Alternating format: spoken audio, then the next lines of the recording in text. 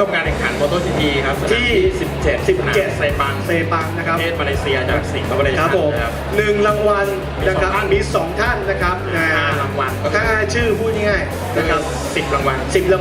5 ชื่อนะครับตั๋ว10 ใบนะครับก็เราจะหาผู้โชคดีง่ายจับฉลากขึ้นมา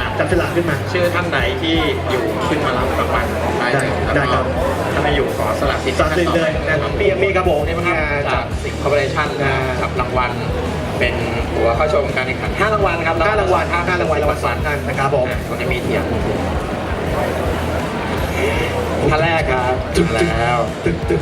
โหลุ้นมากอ่ะท่านที่2ครับมาแล้วอีกไปครับ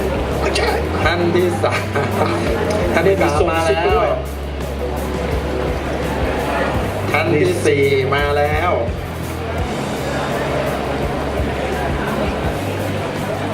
เขย่าครับท่านที่5มาแล้ว1 ใน 5ท่านผมรู้จักท่านหนึ่งเป็นเพื่อนของท่านหนึ่งเพื่อนเลยอ่ะขออนุญาตน้องดีไซน์ถึงป้ายท่านที่1นะครับสำหรับสิงคโปร์ชาตินะครับผมผู้ที่ได้รับรางวัลตั๋วเข้าชมนะครับMotoGP สนามเซปังท่านที่1คือคุณอาทิตย์ครับหมายเลข2 3 4ครับคุณอาทิตย์ครับผมอยู่ไหมครับคุณอาทิตย์คุณอาทิตย์ไม่อยู่ครับคุณอาทิตย์อยู่โน่นไหนมาแล้วโอ้โหมาแล้ว เชิญครับคุณอาทิตย์ขอเสียงมือดังๆเลยครับ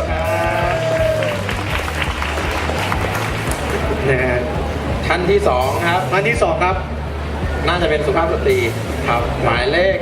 73ครับคุณออนชุมาครับ73เสียงปรบมือน่าจะอยู่นะอยู่ไหมครับน่าจะอยู่73อูมาอีกแล้วมาจากวังนู้นอีกแล้วอะฝั่งโน้นโชคดีแต่ท่านที่ผมรู้จักที่บอกอะไรฝั่งโน้นเหมือนกันอยู่ฝั่งนู้นเหมือนกันนะไม่รู้ว่าจะฝั่งโน้นทั้งหมดหรือเปล่าท่านที่3ครับผมท่านที่3ครับน่าจะเป็นสุภาพสตรีอีกนะครับอีกแล้วครับหมายเลข9ครับคุณชุติการครับผมคุณชุติการอยู่ไหมครับคุณชุติการครับหมายเลข9คุณเลข9ครับมาแล้วนะครับฝ่ามือนะครับต้องถือมือนะครับนี่คือผู้โชคดีท่านที่3ครับที่ท่านรางวัล4ครับคุณชุติการฝั่งนี้ท่านแรกนะ ท่านที่ 4 นะครับ หมายเลข 164 คุณสุเมธครับ คุณสุเมธครับผมอยู่ไหมครับคุณสุเมธยูฮู เมธฝั่งนี้แล้ว สุเมธโอ้เสียงดังอ่ะฝั่งเนี้ยโอ้ยสุเมธได้ปลาแล้ว ได้ไปแล้ว สุเมธ สุเมธไปกับเดอะปัง ไม่ใช่ ไม่ใช่แล้วท่านที่ 5 ครับท่านสุดท้าย ไม่ผ่านแล้วกัน ให้ผมอ่าน น่าจะใช่คนที่เรา โอ้พระเจ้า พระเจ้า โอ้ท่านที่ได้รับตั๋วนะครับนะจากทางสิงห์เวชั่นนะครับไปชม MotoGP ที่สนามเซปังคือคุณ ผมบอกหมายเลขดีกว่า มี 3 หลัก 1 ของสิงคโปร์พิต้าดีครับ ไรเดอร์ครับ จากเลสไลเดอร์พิต้า กันเอง แต่แกลงทะเบียนนะลงทะเบียนทุกอย่างนะครับแล้วยังเอาของมาให้เราแล้วยัง ครับ โอ้ยังได้ดูได้ฟังปีเราก็เจอกันที่สนาม เชิญ นะ คุณ ปีที่ไปแล้ว คนมอบรางวัล นะครับ เดี๋ยวเชิญท่านแรกคุ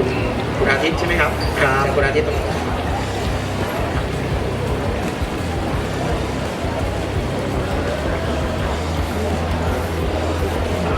ได้เลย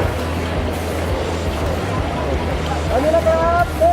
2 3ลงนะครับ1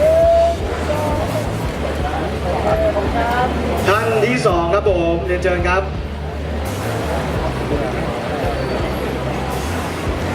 ครับผมสองท่านครับ1 2 3ลงนะครับ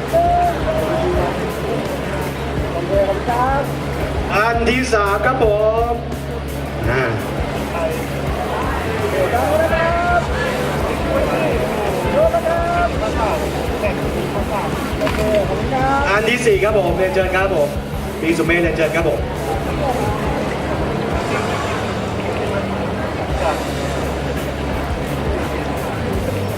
และท่านที่ 5 ครับผมท่านที่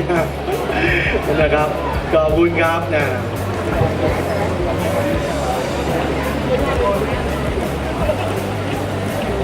ขอเสียงตบมือดังๆให้กับสิงห์คอร์ปอเรชั่นครับผมนะครับที่มอบรางวัลสุดแสนที่ใหญ่เราเดี๋ยวขออนุญาตถ่ายรูปรวมนิดนึงนะถ่ายรูปรวมนิดนึงนะครับ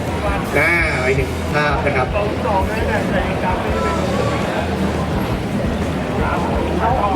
ให้พี่พี่อยู่ตรงกลาง พี่มีตรงกลางครับผมโอเค ลงนะครับลงนะครับขอบคุณครับ ขอบพระคุณมากมากๆครับผม ขอบคุณสิงห์คอร์ปอเรชั่น ครับผม ที่สนับสนุนงานเราแล้วยังมีรางวัลใหญ่ มีรางวัลใหญ่มาแจก ด้วย ทุกปีนะครับขอบคุณมากน่ารักมากๆครับสิงห์เวิร์ออฟสปีดสิงห์เวิร์ออฟสปีดสิงห์เวิร์ออฟสปีดเย้สุดยอดนะครับขอบคุณทุกท่านมาก